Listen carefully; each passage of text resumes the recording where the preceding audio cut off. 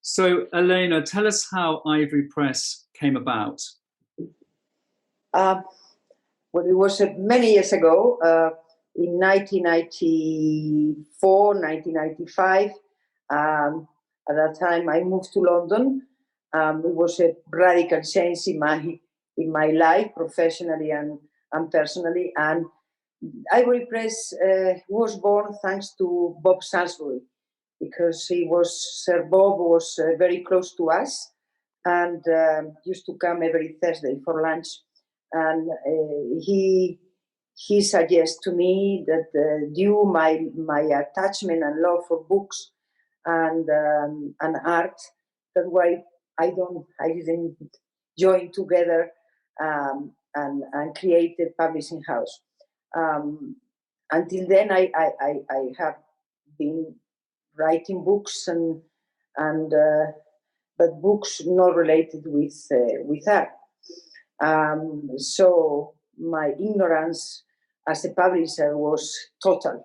But he was very encouraging, and told me, you have to learn by yourself. Go to the British Library and learn about paper. And although many, many years ago, I learned French in Belgium, making paper for an artist. So it was a closed circle. And then I began to study and to research and to explore the artist books that I liked much than ever. And I contact Eduardo Chillida, that was very close friend of the family. And I knew his work very well. And I also knew that he loved artist books as a way to express his creation and his thoughts. And he agreed to make a book with me. It was the last one that he did in his life. In fact, he died just 3 months before that the book came to life.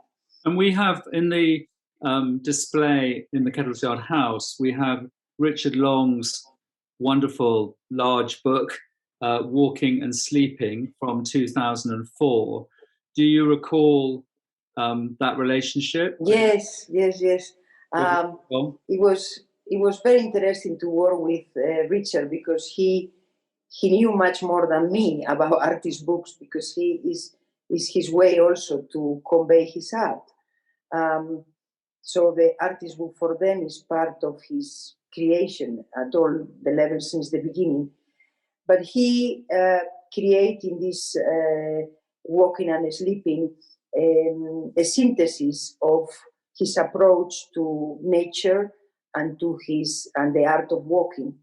So he decided to put together works and writings that he had from the past, and do another ones for this book. And at the same time to take out from his file in Bristol all the photos that were done in his walks in different countries. At the same time, he came with me to different mills in France to choose the paper, and he decided to do a paper with stones and straw. So it has all the elements that an artist book should have. The involvement of the artist from the beginning to the end, a new work of art, a synthesis of his philosophy, approach, thoughts to his or her art, and the work of the artisans.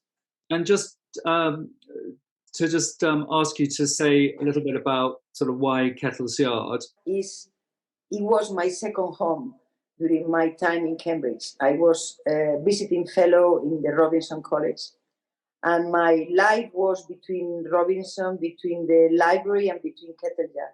For me, Kettle Yard was the place that I used to go to read, just to stay. It was to have solace. And how I discovered Kettle Yard was because I became, it's another story, close to Joseph Nehan, who used to live behind Robinson College. He was an historian and wrote the definitive history of the science and China and technology. And I asked him, what is your place that you like more in Cambridge? Kettle Yard. So I went to Kettle Yard and I said, oh, this is not only Joseph, Professor Nairne's place, it's my place. And I remember to go around and see the stones and sitting in the long table and go through the books there, taking my own books, the light. It was so welcoming, was so beautiful, for me was my home, really. So when we thought in this program for the celebration of the 25th anniversary of Ivorypress, the first place that I discussed with my team was, I want Kettle Yard.